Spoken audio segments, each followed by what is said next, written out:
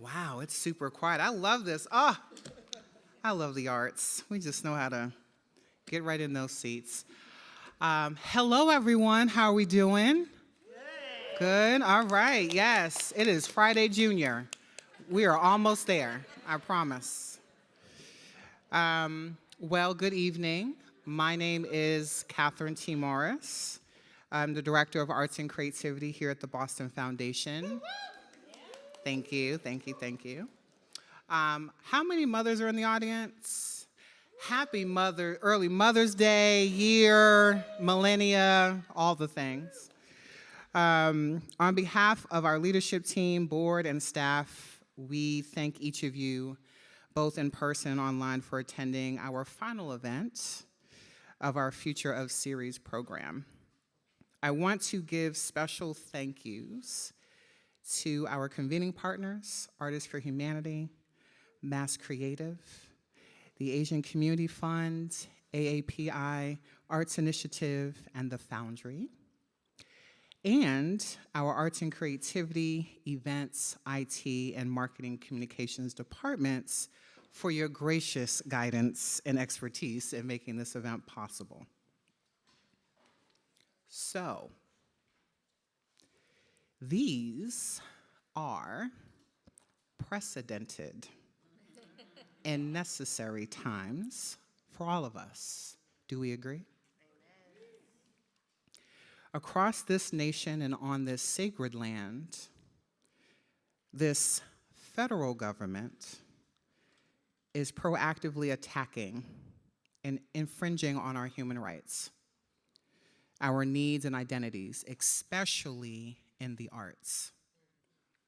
Recently, as I'm sure you all have heard, the National Endowment for the Arts rescinded over $9 million and counting in grants, causing widespread trauma, scarcity, anger, and frustration, just to name a few reactions. And while we can agree that our current circumstances are likely to become worse before they become better, these are the moments where we can do things differently.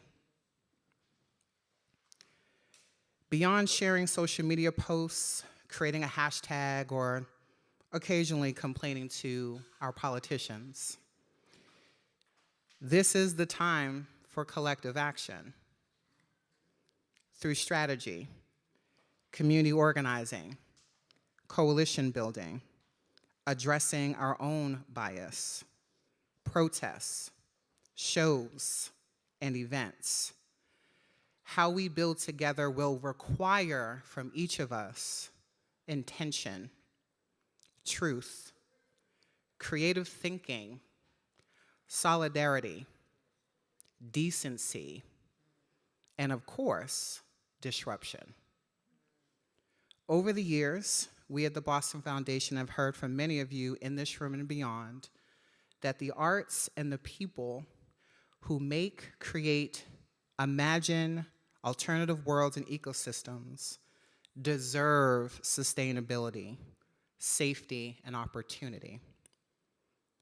We at the Boston Foundation are here to listen, support, convene, and connect with each of you. From the past to the present, we recognize and know that artists, creatives, and the arts are critical assets to our future. And this future is dependent on us doing things boldly and interdependently. Tonight's discussion focuses on the how of collective action, such as tactics, our mindset shifts, relationships, and urgency. These amazing human beings that you will hear from tonight have chosen to be in this fight and in this work through leadership, advocacy, and activism. So as you get comfortable in your seats, I personally ask each of you to consider your how in this moment. Whether you educate others, put on a show, write a letter, or visit your local or state politicians, or even have a meal with new people you don't know. Remember, the choice is yours to make. With that said, I'm honored to welcome our panelists to the stage and introduce our esteemed and fierce moderator, the Executive Director of Mass Creative. Ladies and gentlemen, please welcome Emily Reddick.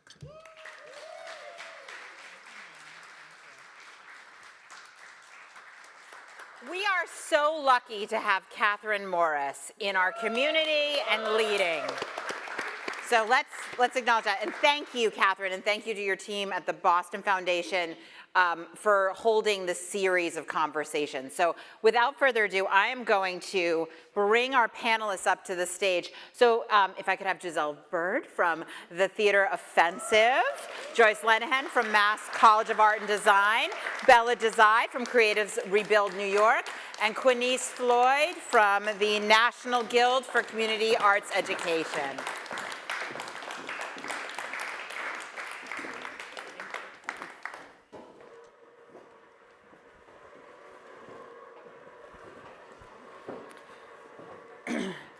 So this is, I'm just going to be real honest with you. This is a pretty impressive or an overwhelming night for me because there are folks on this stage that I have been looking up to and looking towards as models and leaders for how we fight and how we work together for years. And so I'm just so thankful for you all for agreeing to be in this conversation tonight. Thank you. Back at you. Thank you, Queen. Okay, so if you've been following this series, if you've been able to attend the last two, either in person or virtually, hello to you all online.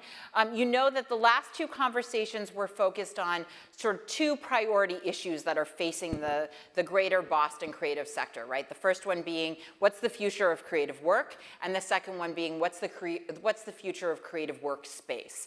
And it is great. We have to name and flesh out and better understand what are the things that are stopping us from being successful as a sector. But now, as Catherine pointed, we're putting this into action, right? And so we're gonna dig into that tonight. So the first piece that I really want to, and because I had some really good professors in college, we're going to do a little table setting. We're going to acknowledge where we are in this moment, and then we're going to think about the future. Sound good? Mm-hmm. All right, great. Okay, so let's start with some table setting. So here's the thing. Artists and creatives have been on the front lines of advocacy and organizing movements from the beginning. There is not a single issue, a social justice issue, that we can talk about in this country where we cannot pull out and name artist leaders who've been a part of that, right?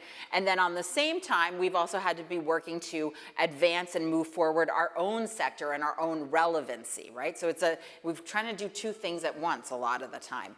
So, and in and of that space, we have to consistently sort of place where we are and what we're doing. So we're gonna start with an easy one, and I'd love to hear from all of you. When we talk about collective action, from your perspective and from your experience, how do you define collective action? And Bella, would you mind kicking us off on that one? Yeah, absolutely. I'm so thrilled to be here. When I got this invitation, was like, but with all of these amazing folks, like, really, are you sure? I am thrilled to be here. I'm here from New York. I'm from an organization called Creatives Rebuild New York. We just are wrapping up a time-bound philanthropic initiative in New York State where we ran an artist employment program for 300 artists, funded them for 2 years in W-2 employment in collaboration with community-based organizations, and we also ran a guaranteed income program for artists for 2,400 artists across New York State. So just that's where I'm coming from. And I would say what we've learned, especially as we've pivoted our work now to policy and advocacy, is the importance of working, two things I would say. One, collective action. It has to have lots of artists at the table, right? Like that's a thing that often gets left behind. We have all these wonderful policy people and all these wonderful researchers and all these wonderful arts administrators, and we need to make sure that artists are at the table too. That's a big thing. And then the other piece is we have to work across sectors. Artists are also parents. Artists are also gig workers. Artists are also facing all of the precarities that many other folks are facing. And I think, to your point, we've really seen the power as we've worked with like the New York State Cash Alliance to push guaranteed income for all people in New York State that are facing financial precarity. Artists are a subset of that, and we need to be working together in solidarity, I think, with a lot of the other folks in these movements. Thank you. Thank you very much. Quinnies, for you, how do you think about collective action? Oh, that's a very lovely question. I'm probably going to give you a very long-winded answer, and I wrote notes, so. Hello, everyone. Sometimes I cuss too, so just want to preface that. So I'm coming with multiple hats. I work at the National Guild for Community Arts Education as the executive director, but I also am the co-founder of the Arts Administrators of Color Network, as well as the founder of Pete Flow Enterprises, which supports BIPOC arts and arts cultural workers. And so when we talk about collective action, we're talking about moving towards something. And that something is called liberation. Everybody say liberation? Liberation. And we often get, because of the way that our society works, we don't have a definition of what liberation is. People have different definitions based on their experiences, based on where they come from, of what liberation looks like.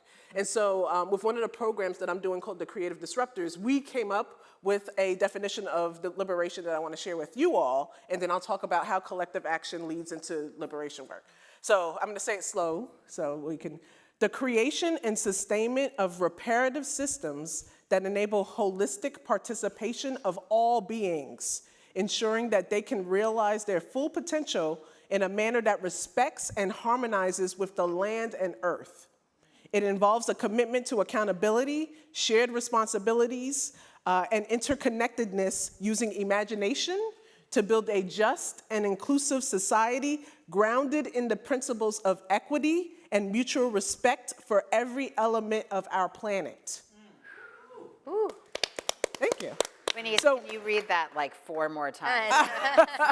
Or we need cards. Yeah, I do need cards. So in order for us to get there, we have to refuse to work in isolation. We're all working within the nonprofit industrial complex, and Catherine brought up scarcity. What's happening now is we all are in competition with one another.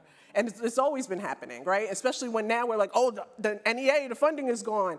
And what I'm seeing is there's advocacy organizations who are each hosting their own events about advocacy. Why can't we all come together and have one national advocacy event, right? Like, it doesn't make sense because that still perpetuates the isolation of every person in this ecosystem. And so collective action is refusing to move in that isolation. What does that look like to say, oh, I have an event, you have an event, we have an event, we have an event. Let's all talk to a funder together and work towards helping our entire ecosystem in all of our communities. Building something bigger, building something that's bigger than any of us can imagine as a single person. Building something bigger than any of our communities can collectively think of, right? This is a huge movement, right? This movement is not just a day-to-day action. It is something that we have not built yet, so we do not know what is missing. We've been living in this society for generations, right? We live in this society over time, but now we're so used to it, we don't know what we can create, right? There's so much things that we can think. I always tell people I'm always in the sky. Like, I'm never on the ground. So how do we get off that ground and go into the sky and build something that is beautiful for all of us? And then also a commitment to each other, right? A commitment for a shared future that is shaped by all of us and is for all of us. That means we are not leaving anybody behind. If somebody gets left behind, then we need to help them come with us, right? We cannot leave people behind. This is a togetherness activity. That is what collective action is. If I see somebody is harming you, I'm going to get at them because they're harming you, hold them accountable, and make sure that you are healing from what just happened. But so we don't have that right now, and that's what we have to work towards. So when we say collective action, it is coming out of ourselves and really thinking about the bigger picture, thinking about who we are and our togetherness and the futures that we can build. Amen. Thank you, Quinnies. Yes, thank you so much. Joyce, for you. Really, do I have to? I'm so sorry. Just playing on some of what Quinnies and Bella said, collective action is personal. It moves in fits and starts. It's something that I like to try to practice kind of innately as I go through life, like just sort of walking up to people in random places and say, what are you working on? What brings you joy? Just trying to figure out how to. I was writing about this the other day. Right now, I think it's more important to collect new friends as I once thought it was to collect new albums. Like it's just, it's something that you have to constantly be doing.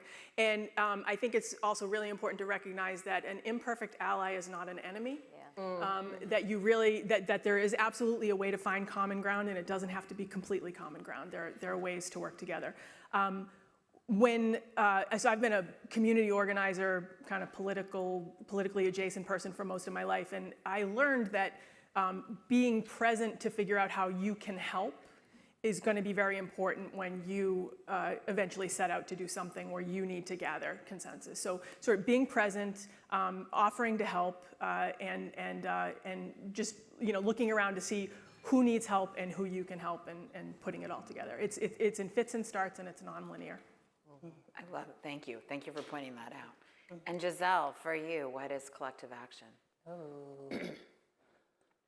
For me, collective action is answering the ultimate question of who are we doing this for? Right. Because I think we get into collective action, like you said, we are working towards a goal, and the goal is liberation. And I need that on a t-shirt, that definition. But the thing that I've recognized in this world, in my brief time here, is that we don't ever answer the question of who is that liberation for? It is for a select group of people, and I'll be even more clear, it is for a select group of wealthy white people. So when I look at collective action, like you said, it's about bringing everyone to the table, and Bella, you said it beautifully, it's about cross sectors. I think sometimes we get stuck in our own bubble, and we think about the intersections that we live in. So for me, I'm a Black woman, I'm a trans woman, I'm an arts leader, I'm a fur mom, fur baby mom. Okay, these are some of my intersections. But what happens if the art and culture girl in me decides to talk to the doctor at Fenway Health or at Mount Sinai about gender affirming care, or about how they need help funding a residency, and I'm bringing art and culture into the residency, and they get funding for that to be able to do the residency. And I say that because that actually happened. I was on a board meeting with Kellen Lord, and they were like, we don't know what to do. And I said, put arts and culture into the residency. Someone will fund the arts and culture, because when you think about medicine, artists have been a part of that healing process. And here in Massachusetts, I wish Michael Bobbitt was in the room, we have this art pharmacy. And so we have to think about, it goes back to Bella, cross-sector. Everyone plays a role in our lives. And we can't forget that. From the person who handles your bank deposit to the person who helps you try on that dress that you should not buy, that's for myself. But it's collective action is bringing all of those people into one room and saying, how do we uplift each other? And how do I give you the things that you need in order to survive? Collective action is about making sure that everyone survives. And it's not about just, well, we all gathered, we did the thing, we protested, we rallied. That's wonderful.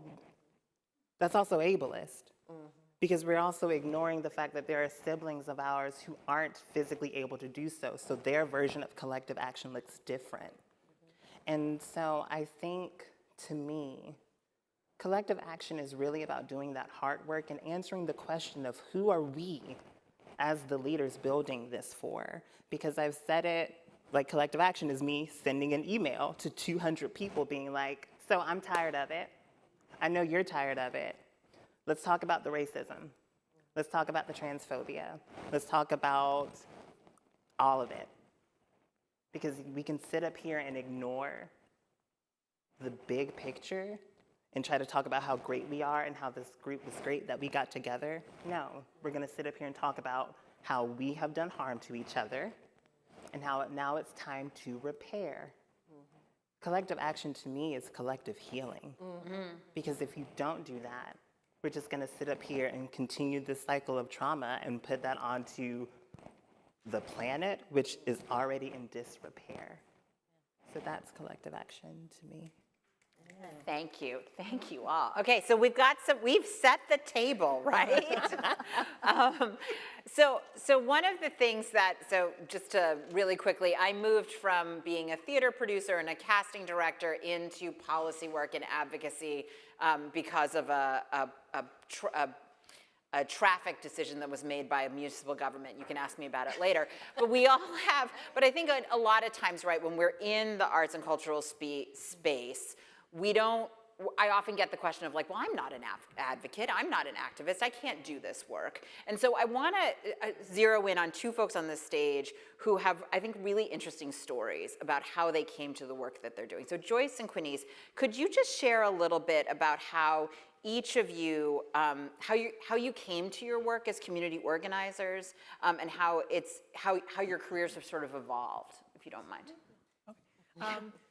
I've had a few careers, so I started out in the music business essentially, and spent about 15, 20 years there, and then started doing media relations for arts organizations, and along the way I was always active in political campaigns, kind of story similar to yours. Mine was a law that was passed about dogs, and I had one of that breed, and so I started getting active with municipal politics. But it was yeah, so always kind of volunteering in political campaigns, was very active in some pretty high profile campaigns. And then one day, a friend of mine called me and said he was running for mayor. And I said, oh, that sounds like fun. I'm in. And so started kind of helping him do that. He won. And I had no intention of going and working in city government. But he said to me, if you want to operationalize all the plans that you helped develop during this campaign, you're going to have to come in. So I decided to do that, and I did it for 7 years. We'll never do it again. I'm happy that I did it, but what it taught me was that there's an inside strategy and there's an outside strategy, and you have to be very adept at recognizing that and also playing it. I mean, Emily was one of my co-conspirators, I guess, on the inside-outside strategies when I was in City Hall, because there are things that you can't do when you're in a position like that. There are things that you can so clearly see have to be done, but they have to be done by someone on the outside, so you sort of pass that along. And so it's a really interesting and sometimes uncomfortable, because frankly, it's much easier to be an advocate on the outside than it is to be an advocate. It's much easier to criticize things that are happening than to actually, make something happen. So it was a really, really interesting experience. But when somebody once asked, how did you ever get into politics? Your background is so not that. And one of my friends piped up and made it very clear to me. He said, well, it's the same skill set. Like, building consensus is the same skill set as like putting on a show. So when I was back in the 70s and 80s putting together punk rock shows, I was exercising exactly the same skill set that I then employed when I became a policymaker at City Hall, because you have to build consensus. You're not just writing stuff, you have to actually get people to come along with you. Which ties back to this whole definition of collective action. It is about everyone. Thank you. Quinice, will you share a little bit about how you arrived to sort of where you are in this moment? Ooh, that's another. I know, it's long. I know. Give us the highlights, the cliff notes. So I grew up in New York City. I was born and raised in New York City. My family's still there. My uncle was a part of the Black Panther Party in New York City. And so growing up, I was doing a lot of community work, a lot of service work, organizing with my uncles and aunts. And so I became a music educator, right? That was my skill, that was my trade, because when my mother passed when I was 4 years old, and my family put me into piano lessons. So on top of all of that community organizing, I was in the arts. So I went to Performing Arts High School and went to Howard University in DC, and became a music educator in the DC, Maryland area, teaching elementary band, orchestra, and chorus. And so I taught in a community that was mostly first-generation students from Western Africa and Central and South America. And I saw the lack of resources that our schools had. They were Title I schools, right? And so I was fighting every day for my arts program within the school, but then recognizing, when I'm visiting other teachers, that they have a ton of resources that I don't have. So then I started getting really active with the union and became a regional organizer in my teachers union in the state of Maryland. And then from there, I just never shut up. And so that's literally what advocacy is always getting on people's nerves, really telling them what's happening, and being in their ear. So from organizing, I got to a point where I was like, damn, I'm just doing this by myself, and continuously the only music teacher in this elementary school, and having 500 kids, and I got tired because I was by myself. Again, trying to tell that story and not having co-conspirators with me, being able to tell the story with me. So I ended up leaving teaching after almost a decade, and became an advocate in the state of Maryland, lobbying for arts education funding. So I was down in Annapolis, rallying again, getting on people's nerves, being annoying, like really talking about arts education, and then pushing my way through the door.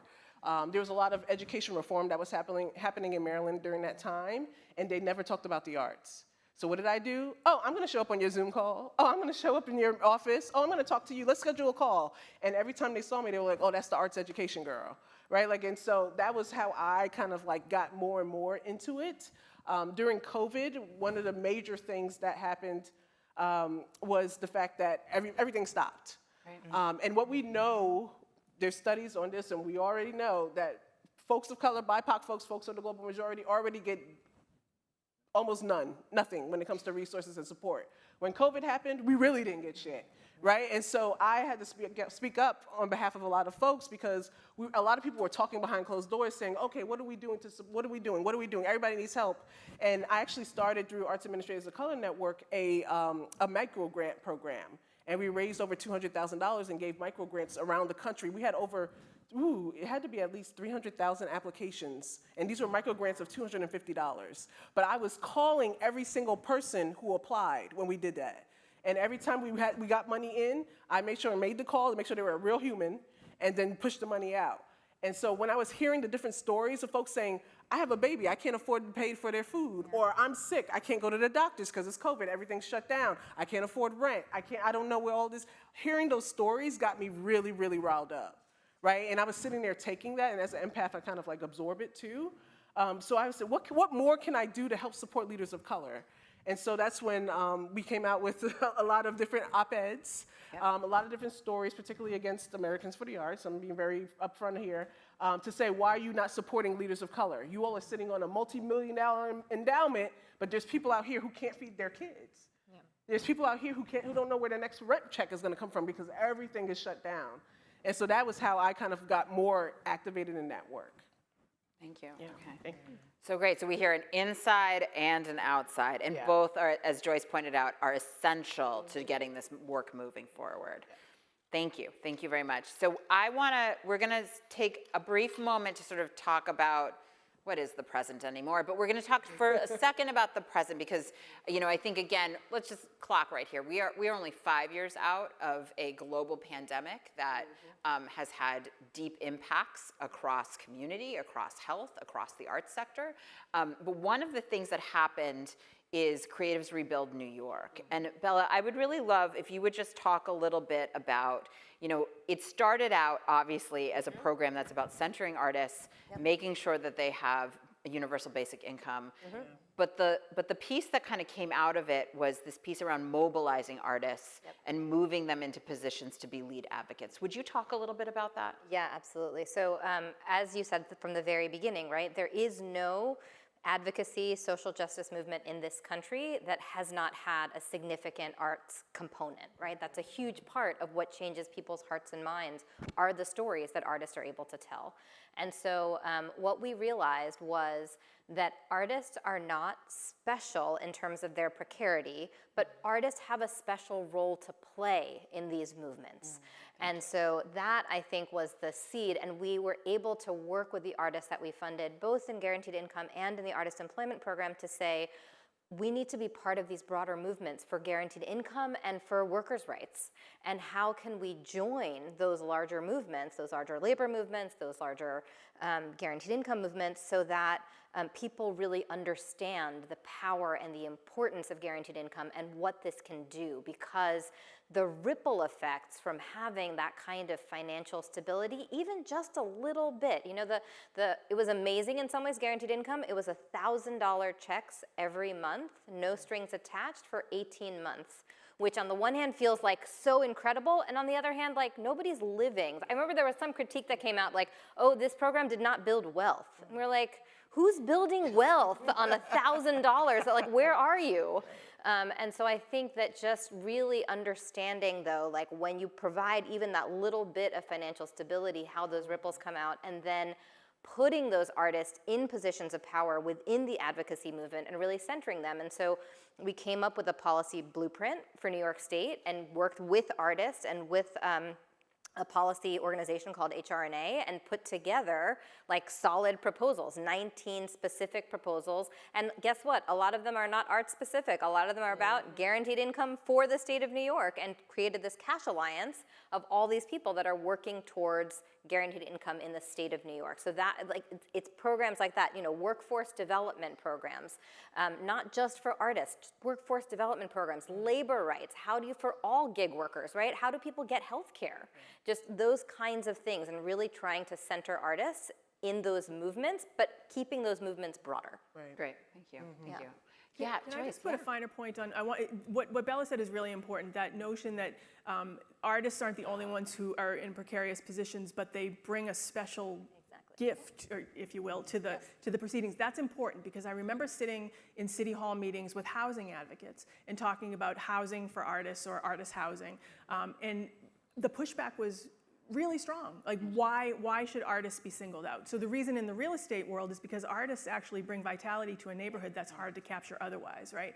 I am really grateful. I wish I had the language that Bella just used back then. It would have been really, really great to be able to articulate, but that's the important distinction, because she's right. Everyone who is in need needs guaranteed minimum income, but there's a special place for artists in that.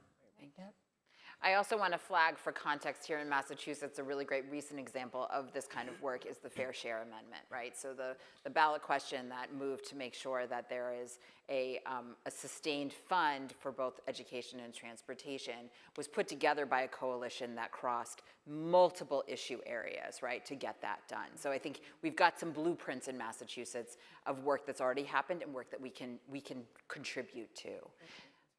So Giselle. Earlier this year, the Theater Offensive was a co-plaintiff in a lawsuit against the National Endowment for the Arts. Yeah. Thank you for doing that. Of course. Right? I think in a moment where the usual levers of advocacy that many of us have sort of begun feeling very comfortable with are being shut to us, the courts are the place where we're seeing the most amount of impact. So thank you for being a part of that. And I want to hear just a little bit, if you could share, how did your organization decide to participate as a co-plaintiff in that lawsuit? One, I love Law and Order. So that was, so that was really my first thing. I was like, so I could be like Mariska Hargitay and just be like fighting people in the courthouse.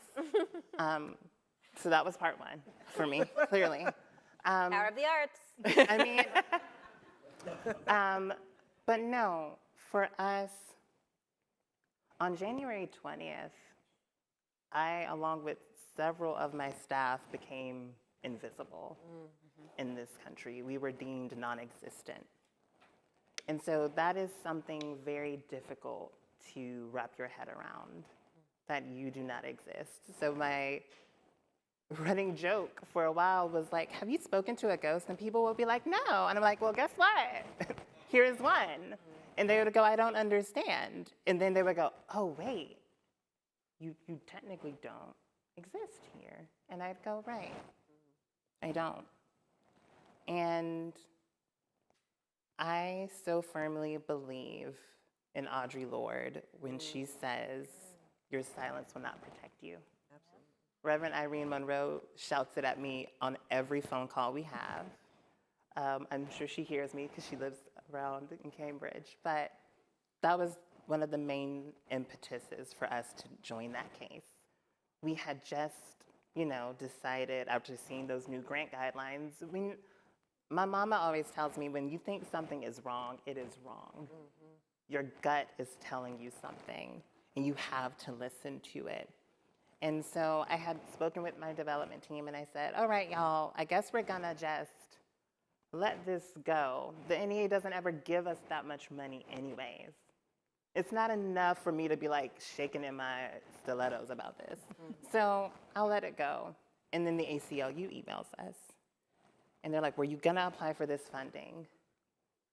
And I go, yeah, we were, but now it seems like it'll be a waste of energy and resources.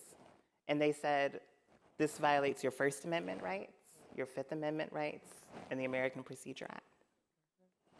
Do you want to be a co-plaintiff?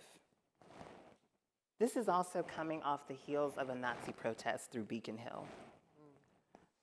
I run a theater company. The Theater Offensive is dedicated to queer and trans people of color. And while we are in Massachusetts, which deems itself to be a sanctuary state, there is much racism. There is much transphobia. And for a moment, I said, this is really going to put this out publicly, where we've had a Nazi protest, where if you read the comments on the Boston Globe, you know how this state feels about queer and trans folks. But for us, it got deeper. This was censorship. This was erasure of trans, non-binary, and gender-expansive narratives. The narratives that have defined cultural moments and movements from the beginning of time. Y'all, Shakespeare's actors, or maybe Marlowe's actors, let's be clear, were out here same-sex playing roles of opposite gender. There was always a queerness. There was always an element of transness to this work. And it kept growing and growing and growing. So for you to now say that this does not benefit the American people, when trans, non-binary, and gender-expansive American people have defined the culture that you benefit and profit off of, you have lost your damn mind. And so I said, let's do it. One of our board members was part of AIDS Action. And so Cheryl said, Giselle, we've got to. I was like, Cheryl, I'm not scared. Let me be very clear. I'm not scared of this administration. I'm not scared of anyone who wants to combat my existence. But what you're not going to do is harm my siblings and say that their stories do not matter, and say that their work should not be funded, and that their work is not for the good of the American people. The narratives of trans, non-binary, and gender-expansive people is gender-affirming art. It is life-affirming work. And the Theater Offensive have been funded for over a decade by the NEA. And I said, so really, you think you're gonna come in here and just wipe it all away? It doesn't work that way. We don't go away silently. Marsha's ghost would cuss me out if I just sat and said, well, this is fine, we'll find another way. But then I had to think about our siblings in red states who don't even have support to speak, who are making art, and it is the most dangerous thing that they can do. But it also, and this is a big, not even a gentle reminder, this is a big reminder for everyone that when we filed that lawsuit and we went to that press conference, one of the reporters asked me, he said, well, what do you think is going to happen? I said, okay, so y'all really think this is about trans, non-binary, and gender-expansive people? You think this is only about us? Y'all saw what happened to abortion access. You have seen what is happening to voting rights. Y'all, if y'all aren't aware about the SAVE Act, please. So I was like, you think it ends there? They're coming after all of it. You're not gonna be able to do any of the work that you want. And I said, y'all love to do kinky boots, y'all love to do lacage, you love a good old man dressing up in drag for comic sport. You won't be able to do that. And now you won't be able to make money off of that. And this is also high time that you are reminded that there is an epidemic of violence against this community of people. And now the government is saying that they cannot create art. They cannot have their work funded. And y'all, we still live in a world where people murder trans folks and ignore when they see a little snippet of it on the news, if it makes the news.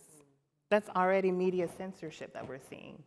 How many times have we heard, I was watching a documentary last night, and I'm gonna promise it'll come back, but it was like called Two Murders of the Same whatever. It was Robin Roberts hosted it for Good Morning, for GMA or whatever, ABC News. And it was about Lacey Peterson's case, and then a woman named Evelyn Hernandez. How many of y'all have heard about Lacey Peterson? How many people heard about Evelyn Hernandez? So clock it. Evelyn Hernandez was a Latinx woman who lived in the Bay Area.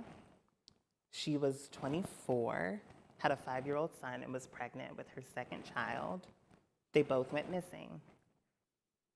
She was found in a very similar state in the same body of water that Scott Peterson had thrown Lacey Peterson in the same exact style. So they then started saying, is this a cult that they're a part of? And her best friend was talking with Robin Roberts, just being like, yeah, it was really hard to watch how she had disappeared months before Lacey Peterson, and then here's this white woman who goes missing, and now everyone is like up in arms, and the news is like, it is devastating. But Black women have been missing. All women of color have been missing. Trans women have been murdered at the hands of Black men, and nothing is said. So when we as artists come to tell those stories and say that's not for the good of the American people, what you are saying is you don't want people to recognize that we are of value and that we matter and that we have worth and dignity in this society. Madonna's Vogue would not exist without us. So the biggest thing for me was there are people, and my mama tells me this all the time, there are people who you don't know who are watching everything you do, and they need you to say something. And so we did, and we continue to do so. But what I will say about this NEA thing, everyone is getting gagged at how these grants are being rescinded, but how many of them said anything when we were sitting here fighting about the gender ideology piece? Nothing. I feel like I saw maybe 2 or 3 like Massachusetts comments, and then the rest were from all other parts of the country. But it was astounding to me how, well, we love trans people, we talk about it all the time, yeah, girl, but yet here's the time for you to speak. And you said nothing. You didn't even make your performative statement of solidarity, because y'all, the statements are performative. They're not gonna do anything to save this. Let me be very clear. That's not collective action. It's lovely, it's performative. Collective action is getting on your feet or getting on that phone or that computer or picking up something and getting someone engaged. So for us, that's why we had to do it. And so I am saddened to see how we are losing so much with the NEA right now, but it's also a wake-up call for us. Y'all should have been upset about the NEA back in February 6th. There you go. Thank you. You're welcome. Thank you.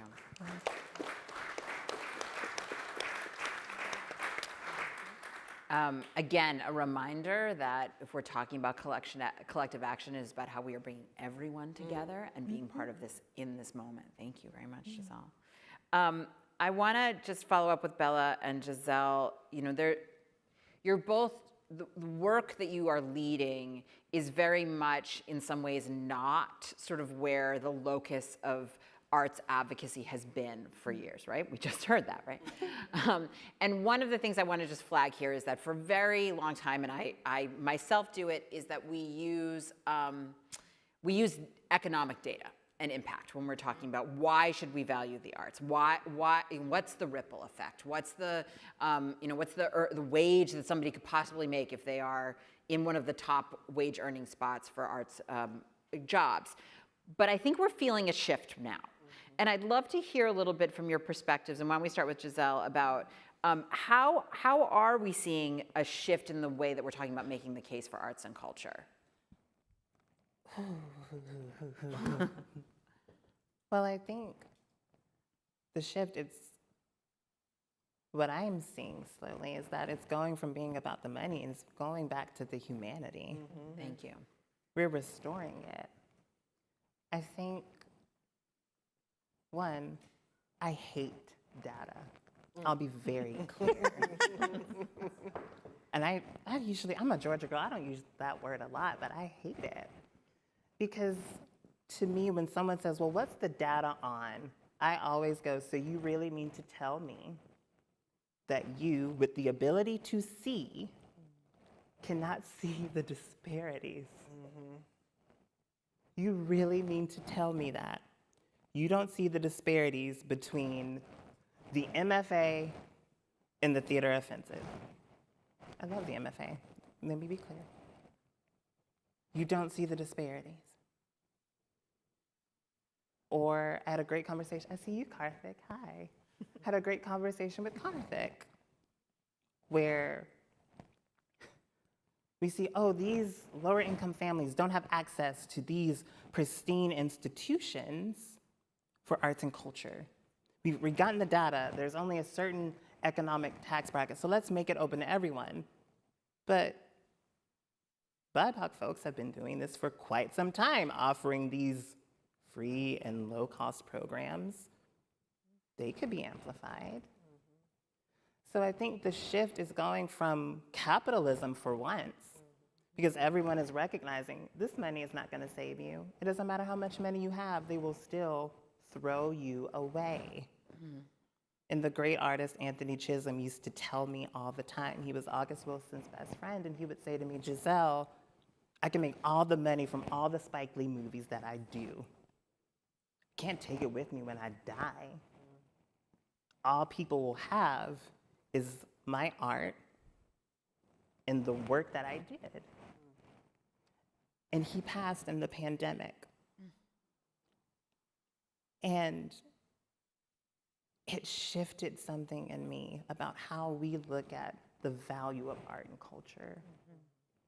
It's not, sure, it brings in a wealth of money. It brings in tourism. It does so much for our restaurant industries because people get to get food before a show or after a show. Lord knows my time as an actor was nothing but that.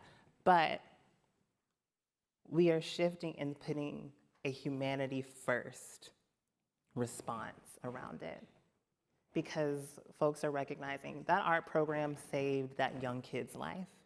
That art program got someone a home. Notice the connections that art and culture offering led to a documentary being made about a small town that needed funding, and oh my God, a GoFundMe was made, and that town got the $1 million it needed for a new water system. Yet Flint, Michigan still doesn't have clean water. So I think we're recognizing that the power of art has been beyond our economic value. You go to a protest and you see a poster, an artist has made that poster. You think about history books. The illustrations that we've seen of life before a Polaroid camera were made by artists. So we are recognizing that these people, we have been the historians and the preservers of culture from the beginning. And so folks are recognizing we've done much more than bring some cash into the city. We've actually given people a way to live and taught them how to do it. Cookbooks with illustrations of what to do and how to do it in the typography of said cookbook. Y'all can tell I'm hungry. But I think we're seeing that shift because we've done more than just give y'all a good show and say, have a great night. We've taken care of the people who come into our spaces beyond giving them that. And that's what I am hoping the shift continues to be. Yeah. Yeah. So for Creatives Rebuild New York, how has that experience sort of shaped the case making in terms of the individual artists in this conversation? I just feel like everything, I just want to keep echoing everything that Giselle said, and actually go back to something that you said early, which was about collective action being collective healing, because I think that especially in the wake of the pandemic, people have really come to understand more how much arts are essential to community healing. Yes. That it is that it's beyond money. Yes, the money comes and it's important and all of that is great, but who are we as people? It's also about identity, right? Our culture, our cultural preservation. Exactly. It's understanding who we are as humans, how we connect with one another, and how much artists are able to tell the stories of who we are and help us connect with each other. And that feels like more and more and more critical and important. And so I think those are the stories that we're seeing with Creatives Rebuild, the stories about healing, the stories about cultural preservation, the stories about how artists are furthering advocacy causes, right? All across the board. So I would say that that's been, we've been leaning more into those stories. And yeah, I will say we love data. We have lots of data. And that's okay. It's fine. I'm a creative person who loves a spreadsheet. So we I know, I hear you. But I think that it is, and that is actually the power of the arts, because we know that we have had this data for a long time, but it's the stories and it's seeing the art and seeing the way that art moves people, that's actually what's making the change happen. Yeah. I mean, I also hate data, but in fact, I think Harvard Business School is responsible for the entire mess that we're in. But I also think it's really important to note that you do have to meet people where they are. And you and everybody in this room are sophisticated thinkers about what arts and culture does. The state legislature is not. Yeah. So data is really important. I hope none of them are here, but data. And if they are, they should hear it. But that's where you get your opening. You tell if you can tell a state legislator that that you have data that says that this is going to happen in his small Main Street district. That's really important tool to have, you know. So I just wanted to say that. No, I hate it. I know the value, but I still hate it. Yeah. But thank you for reminding me to be sophisticated. So I'm going to take moderator privilege for just 1 second and say this, which is sometimes I think we want to use the same argument for every audience. And so when I think about this conversation, right, there are rooms that I know I need to go into and prove the case economically. Right. But when we're talking about movement building and collective action, it is about winning over the hearts. And that's going to come from these stories. And when we win the hearts, they then call their legislators and say, you need to pay attention to this. And that's the kind of political coverage that can shift a conversation. And we've seen it in almost every issue in Massachusetts, from healthcare reform to human rights. We've seen that shift because of that equation. So I hope that's okay for me. Thank you for allowing me moderator privilege to say that.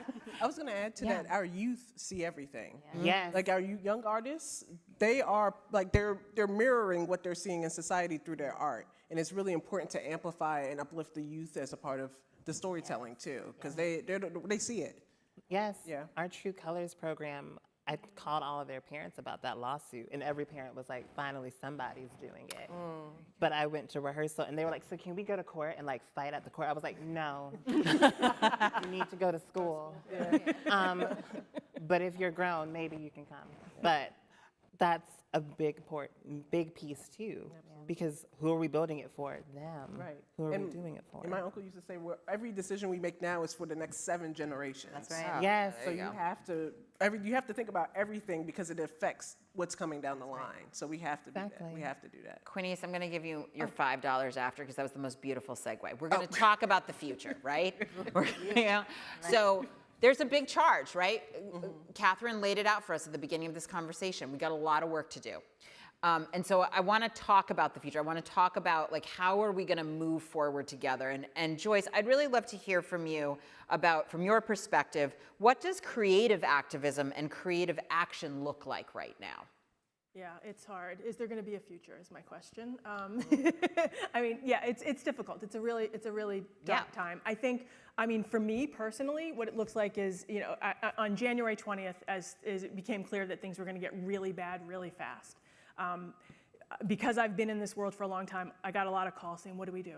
And for the first time in my life, I didn't have an answer, right? So the instinct then is to convene, right? And to try to figure out like who's doing what projects and how you can help them put those things together. So we convened a call. It's been happening kind of sporadically since January. Things that have come out of that call are things like the Silence Do Good projections on the Old North Church and the Old South Meeting House, right? Great project, small project, but like big impact. There's an audio documentary series about people who've been doged that's gonna come out soon. All of these things are happening because artists are bringing projects. There's no money, right? There's no funding, right? But artists are bringing projects, and I'm just trying to figure out like who's the graphic artist who can help you do that? Who's the other person who can help you?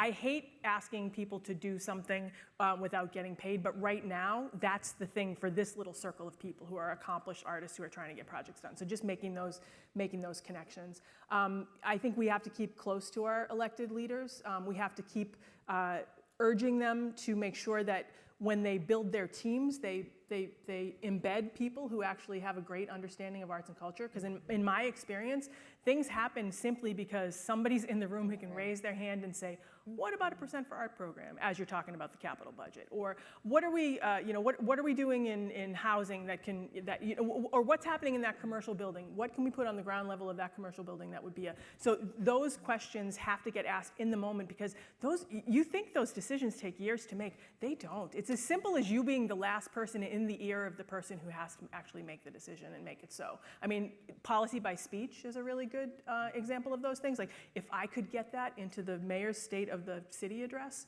it was going to become policy. As simple as that. So things that weren't even, I'm going to say, fully baked, did get done because there was somebody sitting in the room who could say, why can't we do this? So making sure that elected officials are surrounded by those kinds of people, making yourself helpful to elected officials, making yourself the kind of person they call when they've been asked to do something along those lines, and you can offer advice and try to help them figure out how to get it done. That was convoluted, but. And maybe even some of those creatives running for office themselves. That could be good. Do you have an announcement to make? That's funny. Yeah. I'm a mere moderator. Bella. Yes. So as we, as a sector, are looking to make change that can strengthen our ability to deliver on our promise for creatives, there's still a lot of work that we need to do within our sector. Can you talk a little bit? You have a really fantastic example of this. Yeah. So one of our grantees was the public theater. Most of our grantees were really small, but we had a handful of larger grantees because we thought they promised that they were really trying to make big shifts and that their big shifts would have ripple effects throughout the field. So we placed three playwrights elected to go to the public theater. One of them is an amazing woman named Ife Olajobi. And she had a play that she was working on, and was produced at the public theater as part of her artist employment program time. She's also an artist organizer, a labor rights organizer. And so she started having at the public public conversations in Joe's Pub about organizing of cultural workers in nonprofit theater spaces, and why is it that playwrights can't have unions, and why is it that other workers can and who can't, and who's getting represented and who's not. And I saw Oscar Eustace, the head of the public theater, in those rooms, like looking uncomfortable, but there, and very interesting times. And then when she was in negotiations with the public about her play, she found out that what the public theater offers is $5,000 to playwrights. Any playwright, anything you do, that's what you get, $5,000 flat fee, that's it. And she said, but wait, we have to do rehearsals, we have to do all these other things, and what about like the ticket money that comes in for the play? And they're like, oh, that's not how our model works. No, you get $5,000. And she said, that doesn't seem right at the public theater, like that doesn't seem fair. And she kept going, and they were like, well, that's the way it is. She was an employee of the public theater, so she kept going back and kept having these conversations and kept pushing. And I feel like this really gets at that like inside-outside thing. And she pushed, and she actually got the first reorganizing of the playwrights' contracts at the public theater, and the first raise she found out when she did it for playwrights at the public theater in over 12 years.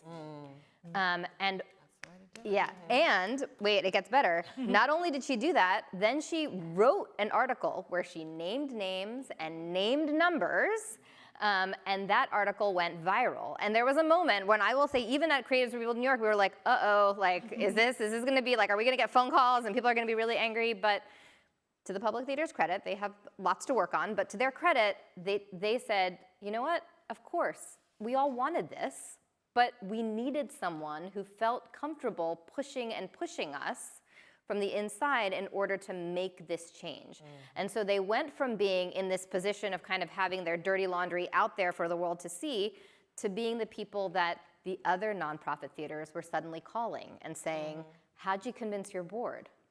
How did you actually make this happen? At a time when you have to cut other things, how are you pushing and so they became leaders, right? Of like, so it's this really interesting moment of seeing how when you sit with that discomfort, when you have someone who can really push, and part of what Ife said was she felt comfortable pushing because she was an employee of the theater. She was like, if I had just been a playwright, it would have been harder because they would have just been like, screw you. And you're not gonna have your play produced here and go home.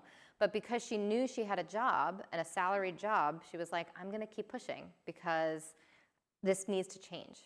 And it did. And so and then we see those ripple effects at the other theaters, which is really exciting. That's awesome. Thank you.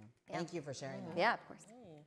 So Quinice, when we think about collective action and we think about organizing, and I feel like we've had these conversations, it's often outcome driven. Like, how did you win the campaign? Did you get the bill passed?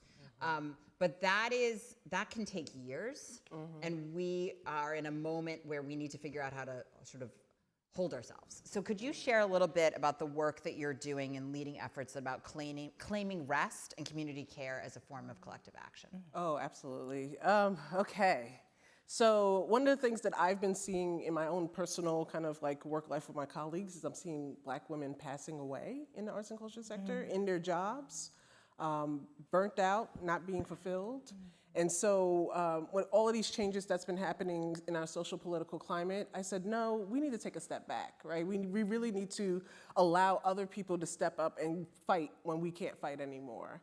And so I'm really big into Rest as Resistance. If you're not familiar with Tricia Hersey, please get the book, please read it. Also, the second book is We Will Rest.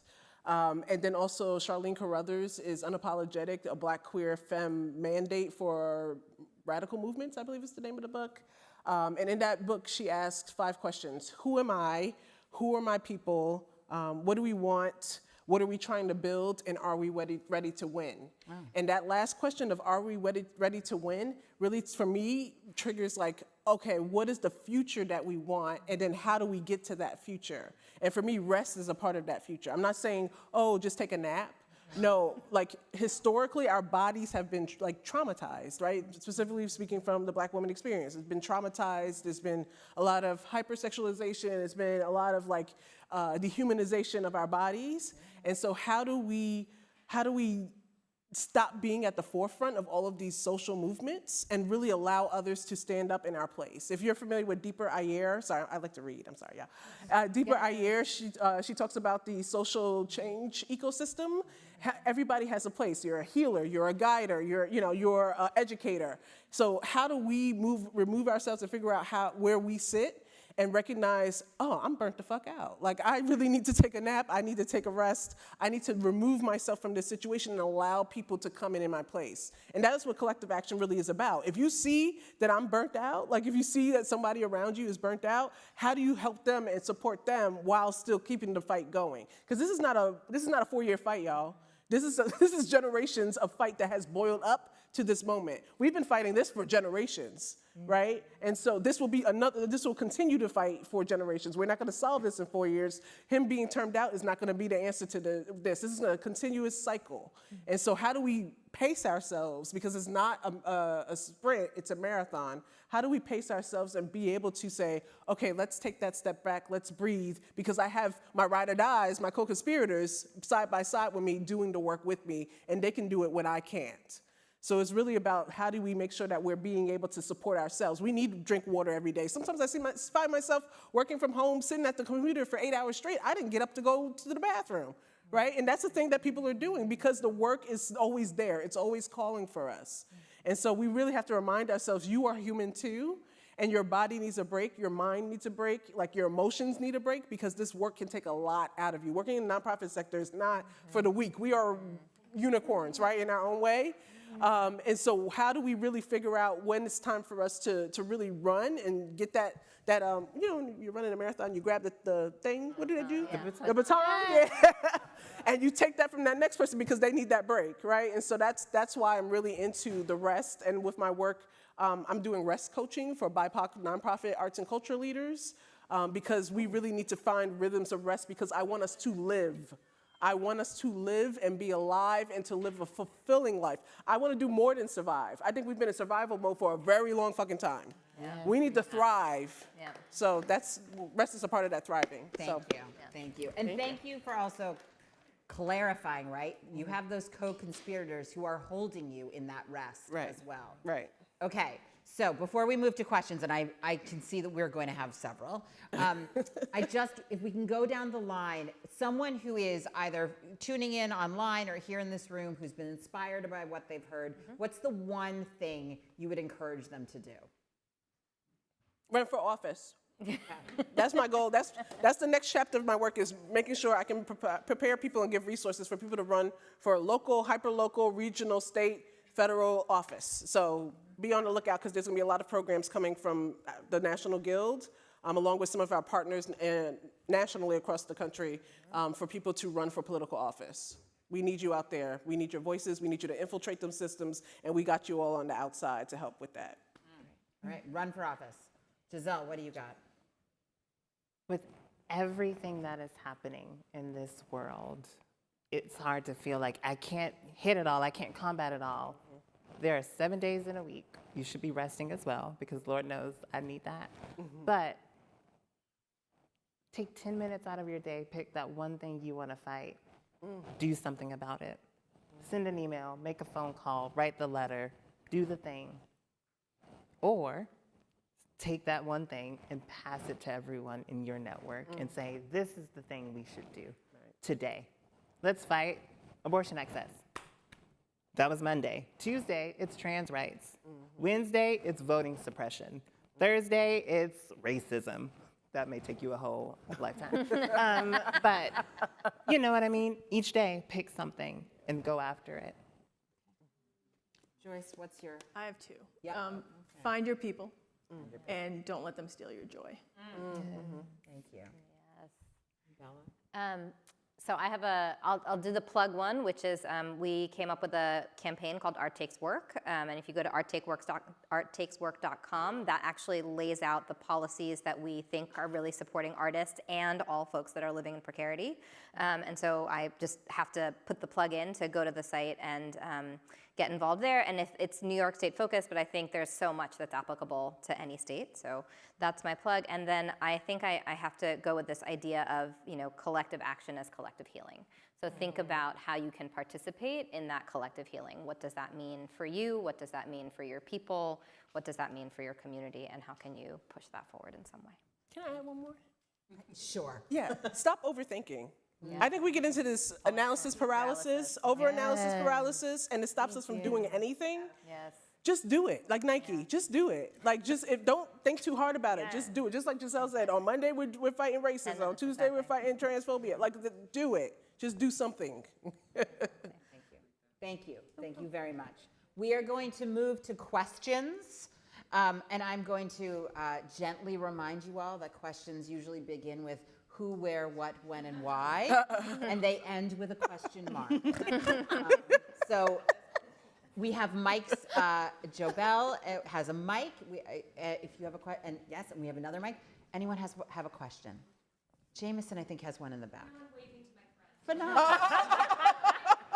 For those of you online, Jameson's waving to a friend. Yes, you better find your friend.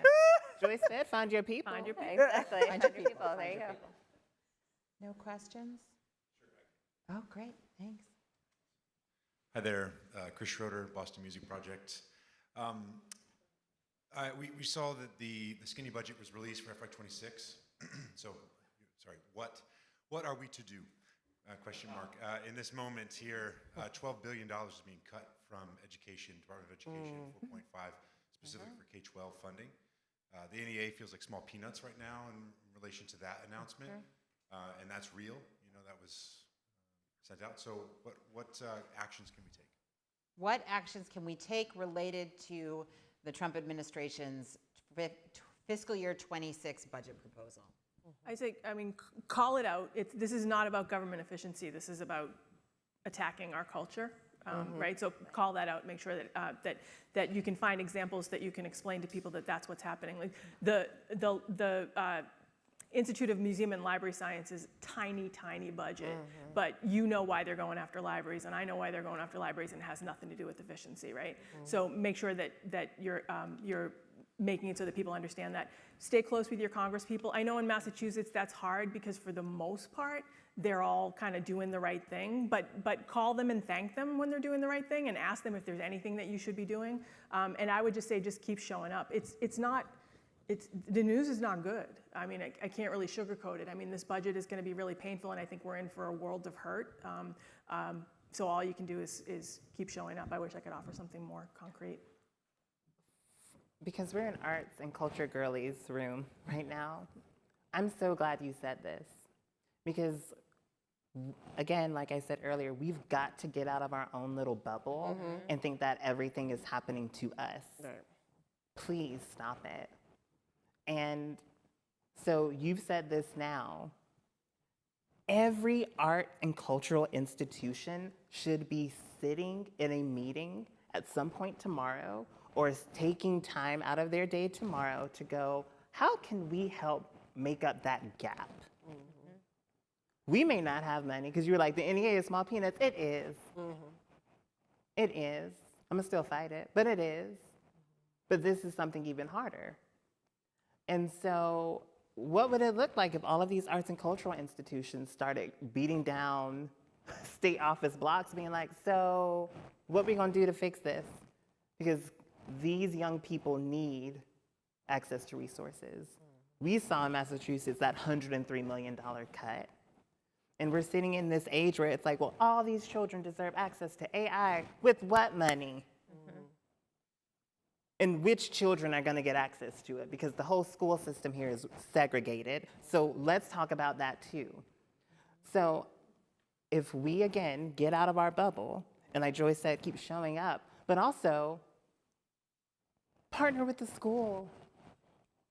Say, you know what? Okay, we have a program that we can bring here. You may even know, look at your donor base. This is the big thing with arts and culture. Folks love to gatekeep a donor and wait for them to die to then get the bequest.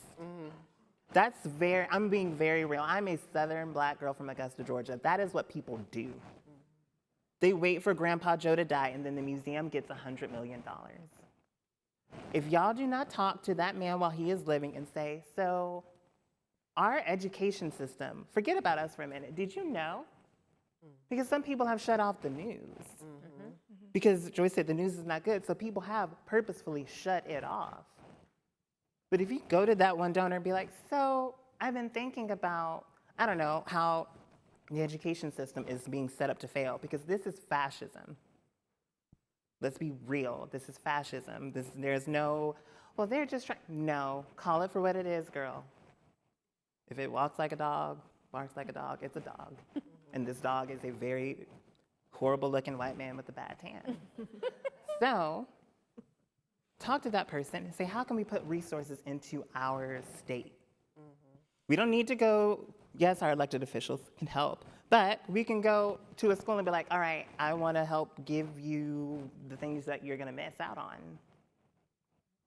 Imagine, Apple could just donate all of the technology that they were counting on for this next upcoming year. There are so many portals, and we forget to tap into the people who are right in our backyard.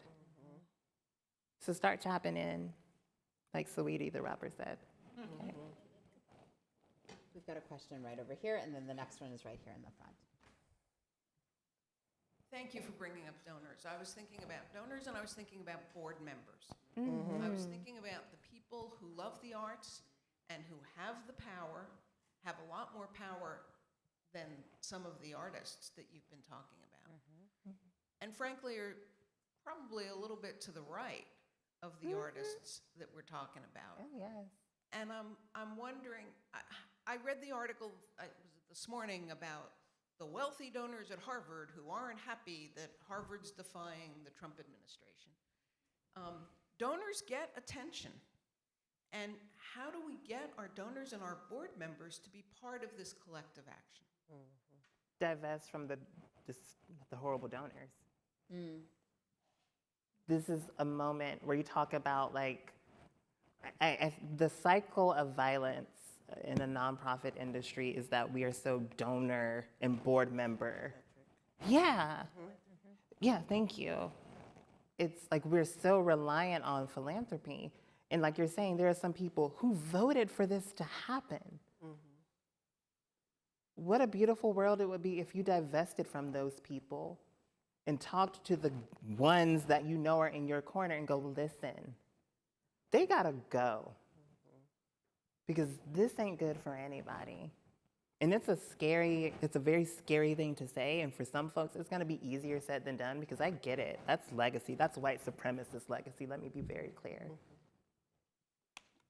But the moment you divest from a system that's working to destroy you, you're closer to that liberation Quinice was talking about. And then you get the public knowledge. Like, look at this organization. They kicked these people off the board because time was up. We had a whole movement around that. Bring it back. That's my thought. And develop new board members. Oh, sorry. Please. No, I was going to say, when you said divest, I saw a few shocked faces. And a part of what this work is about is there is risk. You have to be able to give up something in order for everyone to thrive. Yes. So if you're sitting here holding on to racists as donors or to people who are causing harm and trauma, then you have to do some self-awareness. Or you can burn with it. Right. Right. Sorry, just wanted to add. I was going to say, develop new board members too. This isn't going to solve. Doesn't answer the question that you just asked, which is how do you get at some of that that money that's out there. But I think it's important that people. I'm sure people in this room are on boards. It's important that that happen. It's not. You don't have to be a person with a lot of money to be on a board. You have to be willing to donate a little bit of something so that every nonprofit organization can say that they have 100% participation, whether that's $25 or $10 million. But get involved in those boards. I mean, there are small museums, there are small nonprofits that are open to that, and maybe you meet people that do have resources that can help with some of the work that we're talking about up here. Paul has a question here.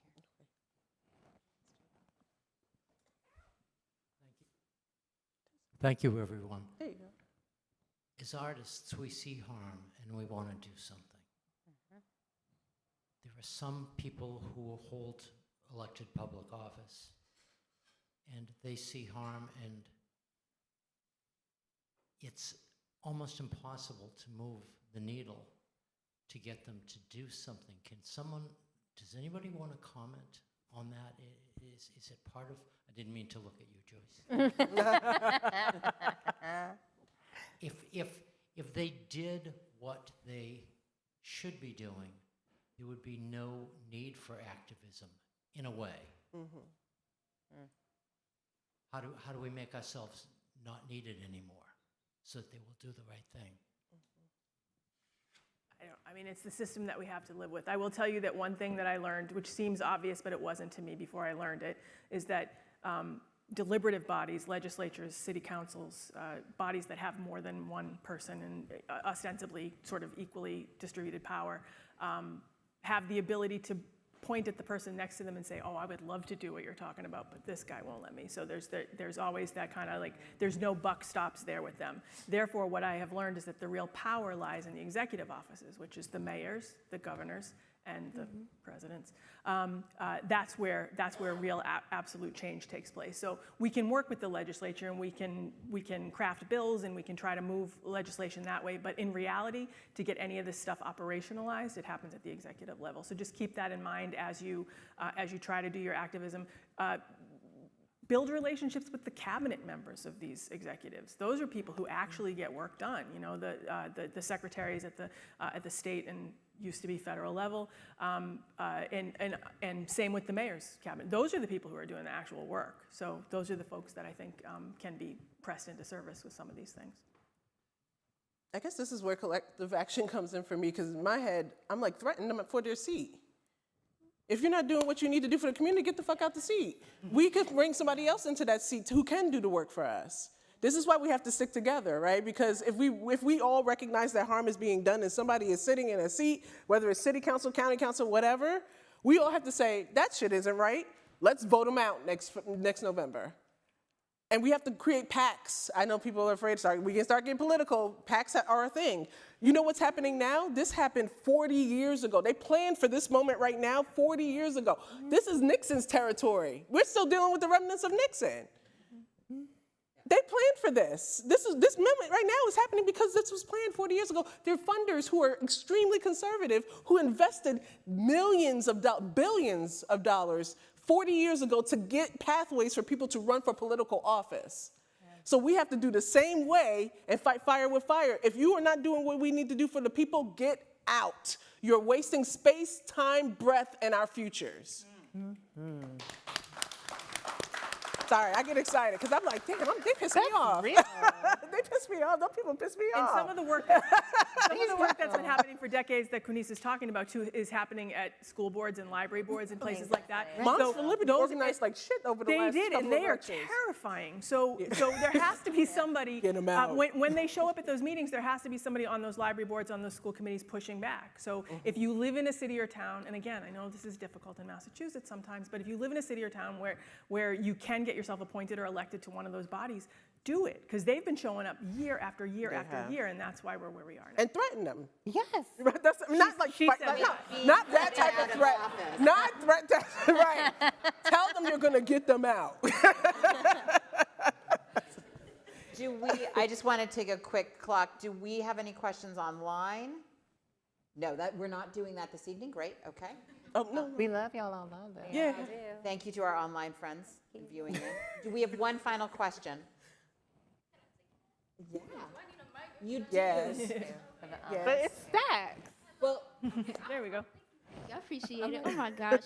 First of all, thank you for speaking. Thank you and bless every single one of y'all's souls.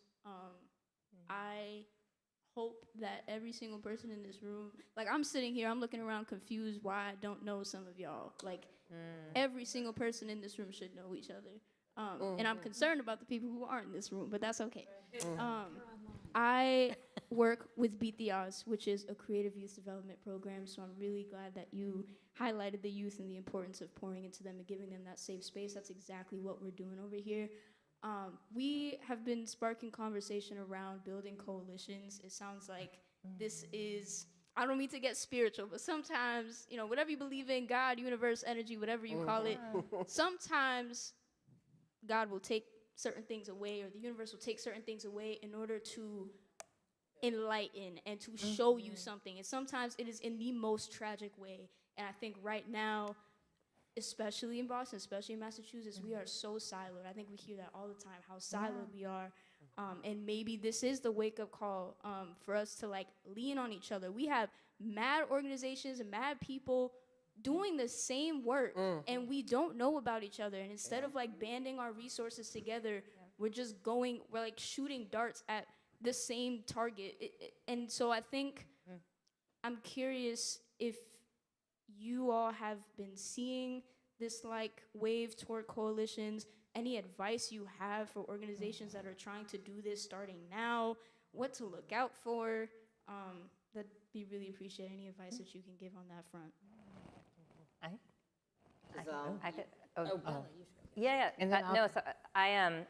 I feel like the solidarity piece is so important. So first of all, thank you so much for bringing that up. I feel like it takes us back to the opening of this conversation about collective action and what that means.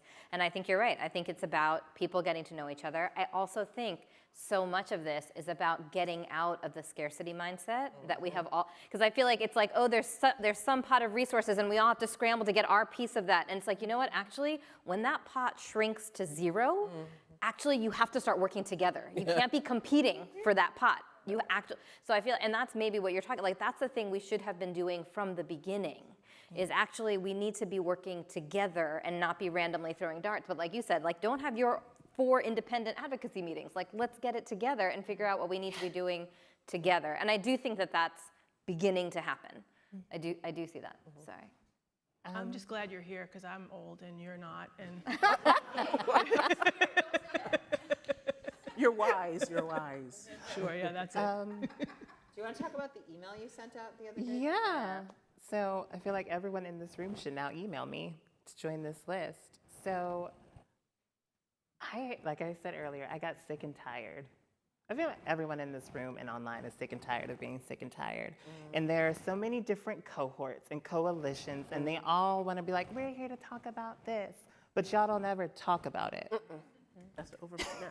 That's what annoys me the most, is when you get people in a room in person to talk about one singular issue and they can't define the issue. Rather, they don't want to. Because it's scared. It's like how when I said divest, people were like, how dare she? But it's what needs to happen. So I, this week, sent an email to almost 200 people. It was 500 people, Giselle. Yes. Oh. Well, okay. Giselle knows a lot of people. So, okay. And I said, these are not, and like Catherine said at the beginning, these are precedented times. Because I said I would say these are unprecedented, but they're not. White supremacy didn't go anywhere, fascism didn't go anywhere. It was just sort of like waiting in the dressing room, like getting ready for January 20th. And y'all got a Carrie Underwood concert.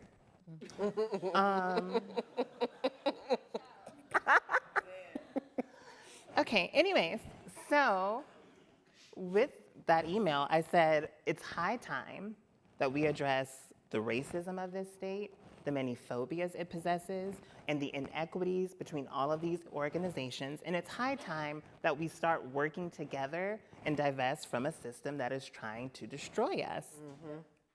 It is time. And so you had folks from Fenway Health, folks from Zoomix, folks from TBF or BAMS Fest, like everybody. I have to add you to it now because I'm like, I just was. You're gonna get me in trouble. Okay. No, I won't.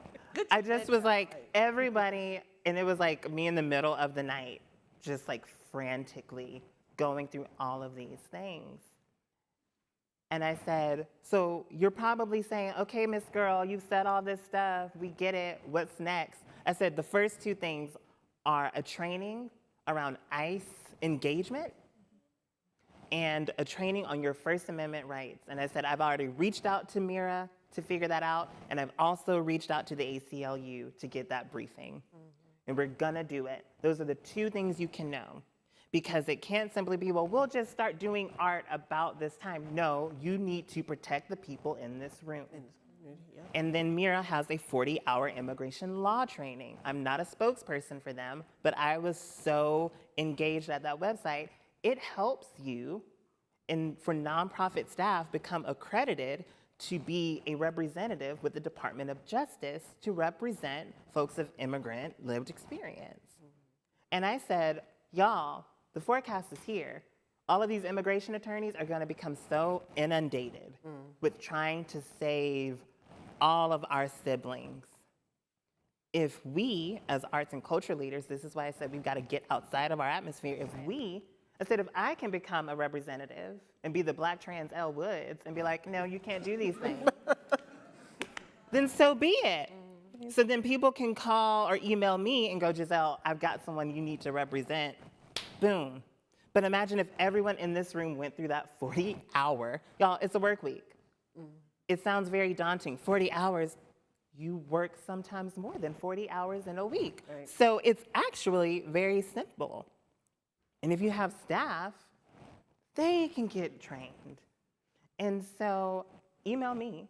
I'll shout out my email, giselle@thetheateroffensive.org. And I hope there's a way we can circulate it. And it's theater with an ER for those out there. Because people put the RE and it's like, I ain't gonna get it. I'm not going to, I'm so sorry. But you have to start thinking about that. And so it's like coalition building. There were multiple trans-led orgs that worked on the Sanctuary City Ordinance. Chastity Bowick, my sister, was like, all right, I'm sick of it. Y'all know what to do. We are at City Hall all of the time for T-Door and T-Dov and Pride. That's cute. Protect us. And so we all got into different cohorts and affinity groups. The ordinance was created, and City Council, one working close to those elected officials, said, boom, okay, we're gonna make that and protect the city. And now we have a blueprint for other cities throughout the rest of this country to figure out what's happening. Well, that's what we are hoping to do. That is our hope. And so when it's like building a coalition, it's like starting that email chain or joining mine or whatever, and thinking about at the core, what do we need and who are we doing it for? And that's why I sent that email, and it was so quick. Emily was like, okay, so I have this time slot that I already hold for this. Do you want to put this in here? We also have this thing. Can we do something there? And then I immediately saw that there was a Know Your Rights training next week. So I sent a big email this morning. I was like, there's a Know Your Rights training. You should sign up for it. And the Theater Communications Group did a federal funding for theaters session with breakout rooms. It's like, if you even want to learn about it, if someone from Fenway Health wants to sit in and just learn about what is happening with the NEA, because I'm drowning in the fact that they're trying to get rid of trans healthcare. But all of us should be sitting in on those types of sessions too. Absolutely. Yeah. So it's that. It's sending that email or picking the phone with that one loud friend that you know to be like, I need you to, because sometimes it's exhausting, but it's about finding your people and going, we gotta do something. And I guess in my case, it was 500. And I was like, so we're gonna do something. Thank you. Thank you all for being here tonight. Thank you for the Boston Foundation and our partners with Artists for Humanity and the Foundry.